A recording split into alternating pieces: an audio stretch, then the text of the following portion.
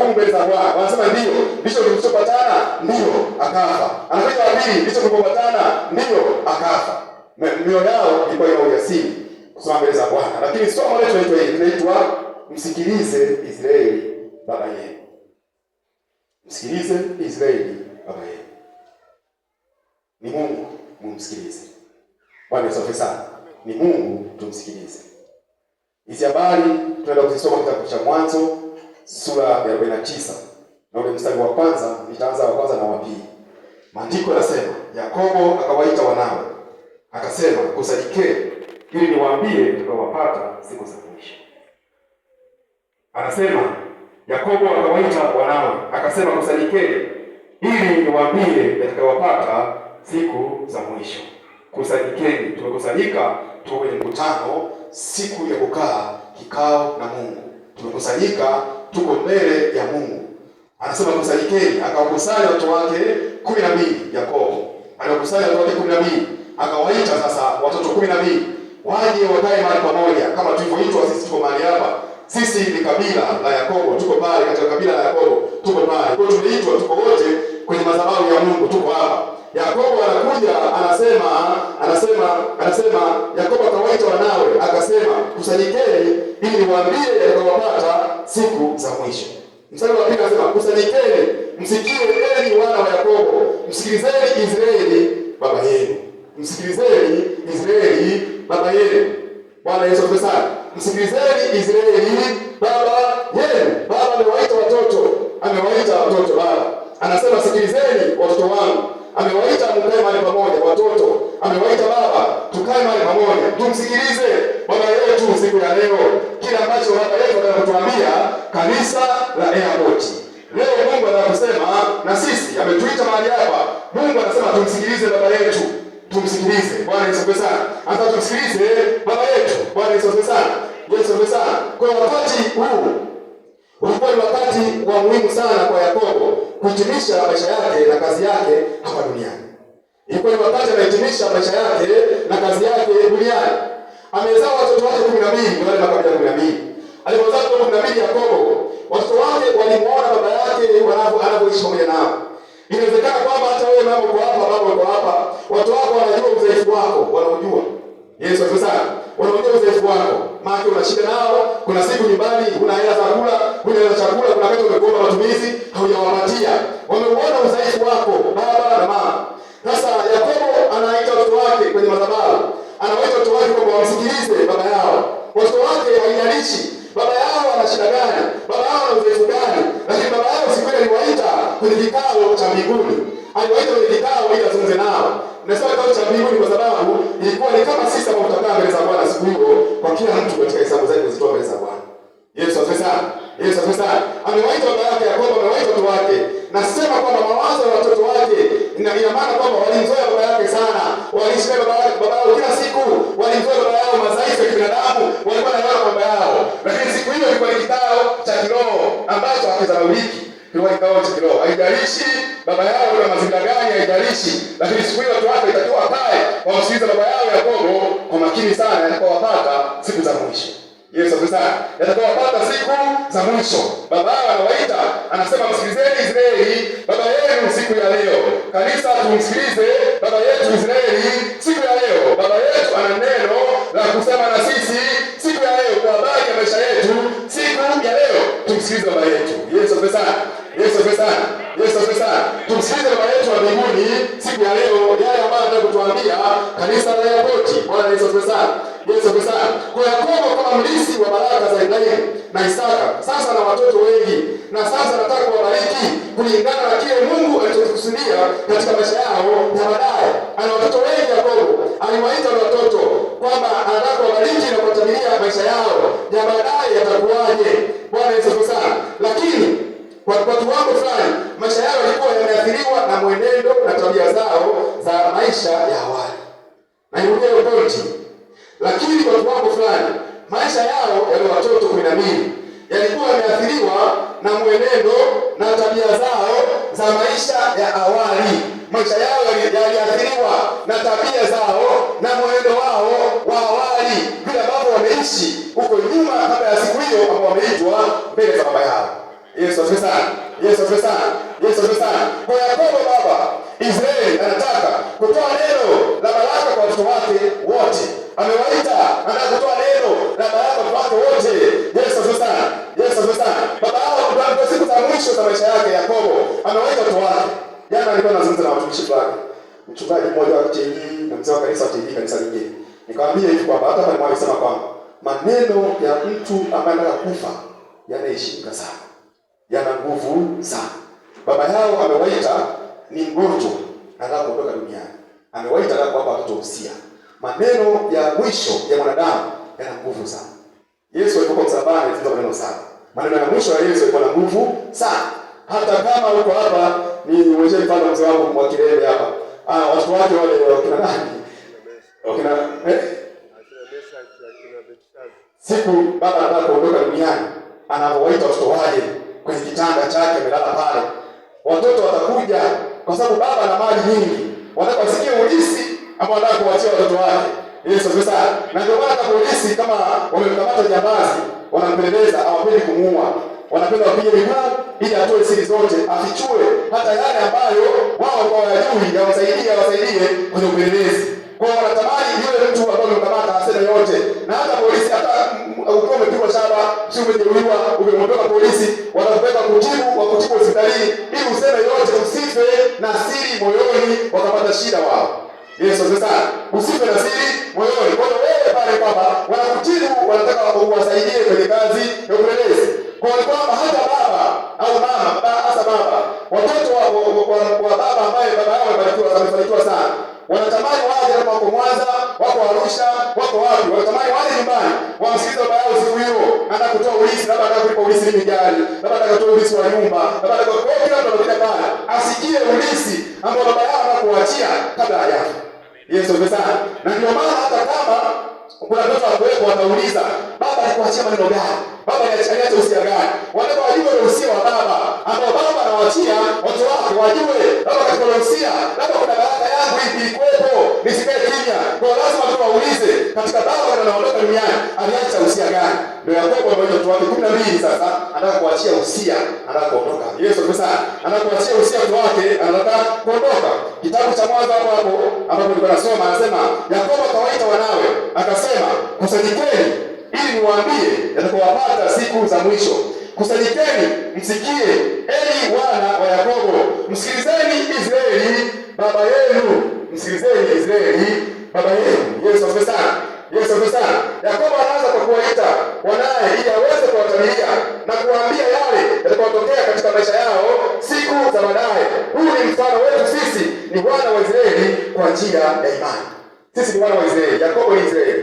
Kwa sisi ni wana wa Israeli kwa njia ya imani. Kwa hiyo tuko hapa ni mfano wa watoto wa Yakobo ambao walikuwa wameitwa siku ya mwisho kabisa. Walikuwa wameitwa mbele ya baba yao. Na sisi tuko hapa leo tumeitwa siku ya mwisho, tumeitwa leo mbele ya baba yetu Israeli. Kwa Israeli ana neno anataka kusema na sisi.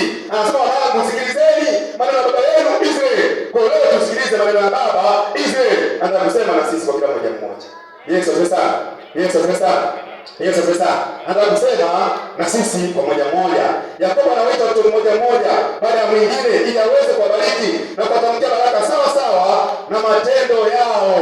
Sawa sawa na matendo yao. Ndio siku ya mwisho hiyo. Itakuwa hivyo hivyo. Yesu sana. Ndio hichi kikao ilikuwa ni siku ya mwisho, tunaita typology. Typology siku ni kivuli cha siku ya mwisho. Yakobo anawaita watu wake ndipo anataka siku ya mwisho. Yesu asifiwe sana. Ndipo tutakapoitwa sisi siku ya mwisho. Bwana Yesu asifiwe sana.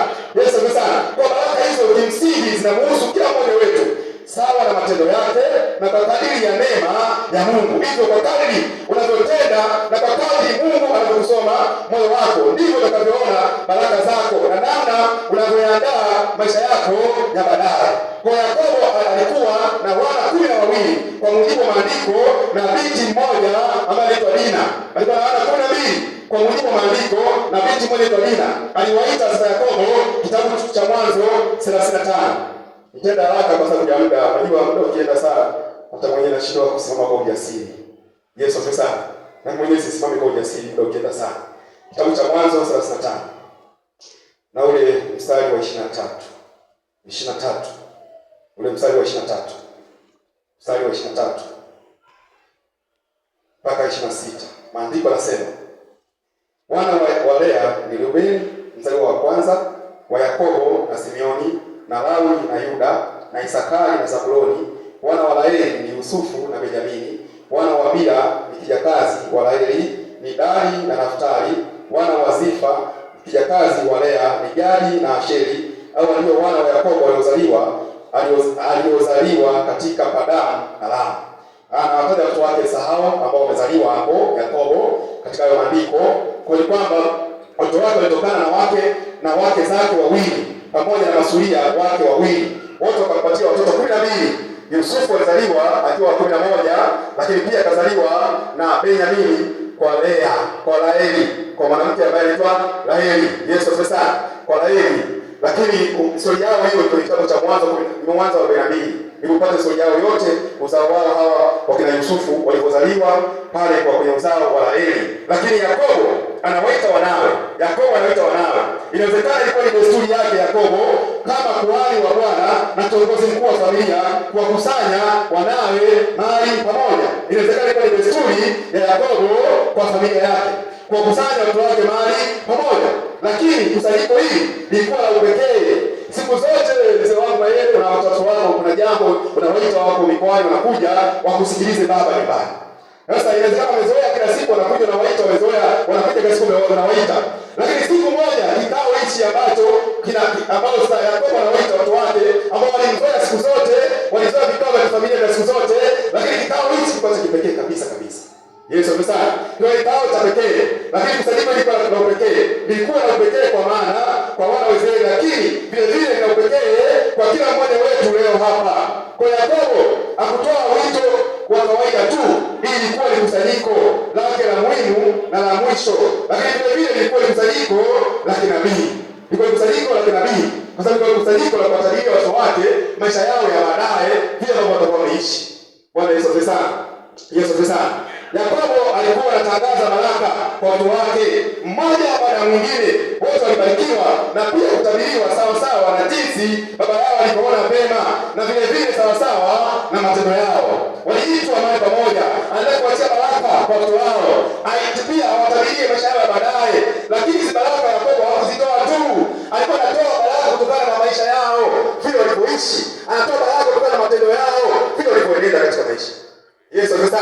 Alikuwa atoe tu baraka, hapana. Alikuwa anatoa baraka kutokana na mwenendo wa watoto wao vile walivyoishi katika maisha yao. Yesu asifiwe.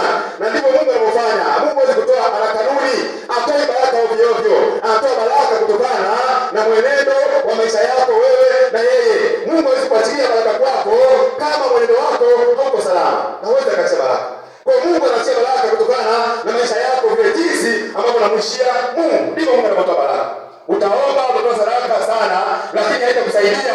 Mungu atuangalia kwanza ni kanuni ya mwenendo wako na yeye mwenyewe. Yesu asifiwe sana.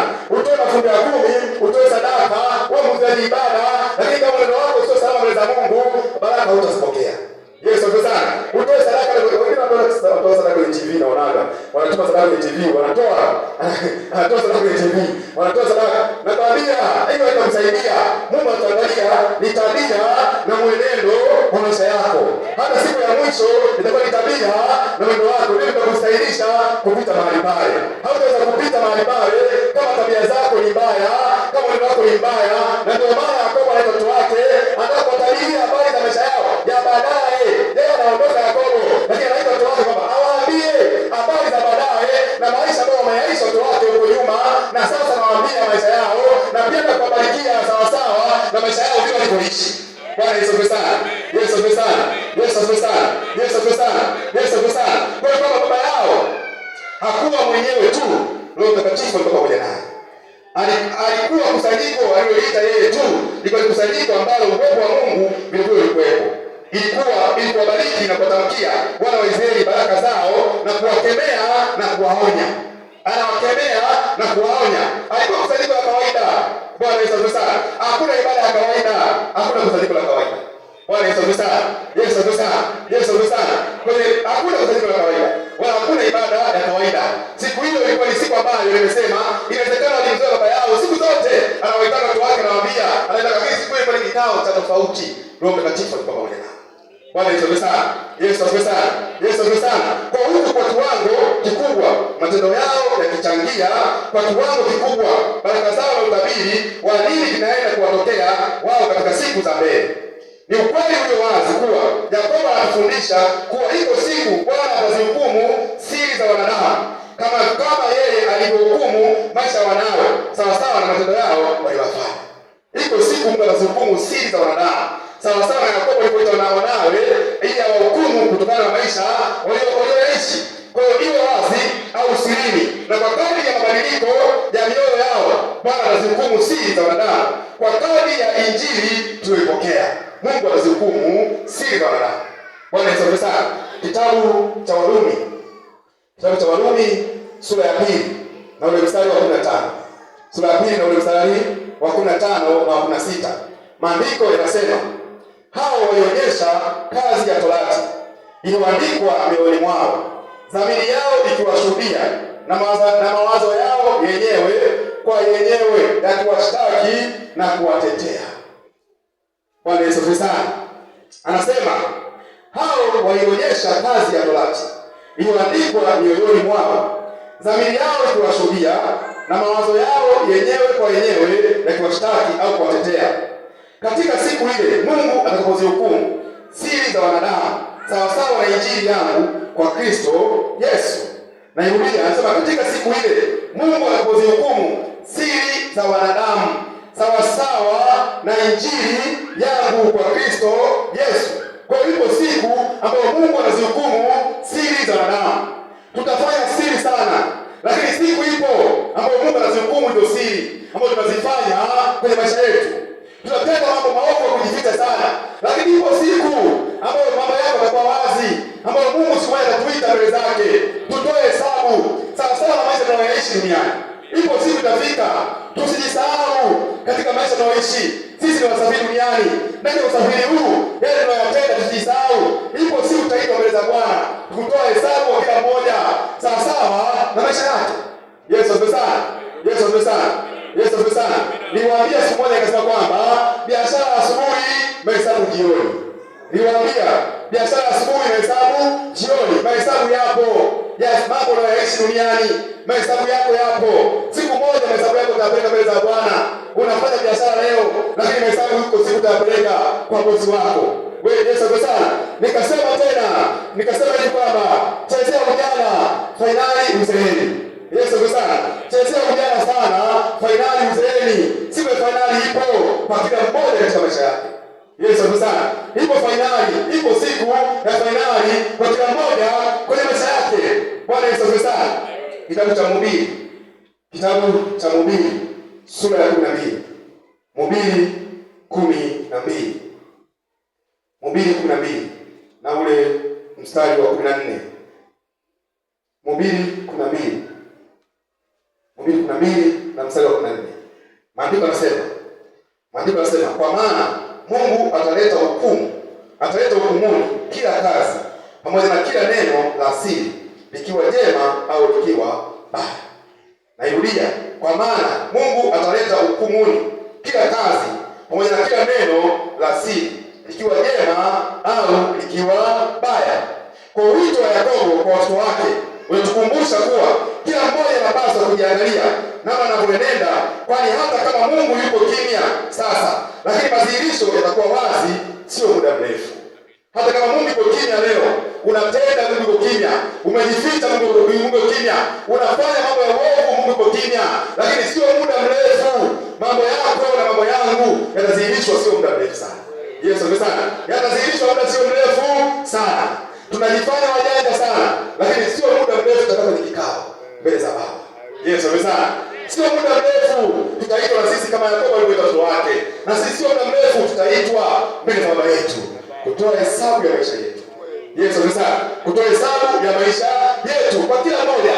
Hakuna mtu wa kujificha, hakuna mtu wa kutoa uzuru, hakuna kukimbia siku hiyo, hakuna kwa ujanja wote kwenye maisha yako. Kila mmoja atakamatika siku hiyo. Bwana Yesu asifiwe sana. Kila mmoja atakamatika siku hiyo. Leo ni wajanja sana, lakini ipo siku. Leo ni wajanja, leo hii ni wajanja. Tunatamani tunatenda matendo mabaya kufurahisha moyo, lakini mapenzi ya Baba tuyafanye. Ipo siku inakuja kwa kila mmoja kutoa hesabu zake, kama watoto wa Yakobo walivyoitwa, waliitwa kwenye kikao mbele ya madhabahu ya baba yake. Baba yao akawatolea hukumu zao. Bwana Yesu asifiwe sana. Yesu asifiwe sana. Yesu asifiwe sana. Yesu asifiwe sana. Kwa hiyo ni wito wa Mungu kwa kila mmoja kutenda vyema. Ni wito wa Mungu kwa kila mmoja kutenda vyema. Kitabu cha Mwanzo sura ya 4 na ule mstari, Mwanzo sura ya 4 na mstari wa 6 na wa 7.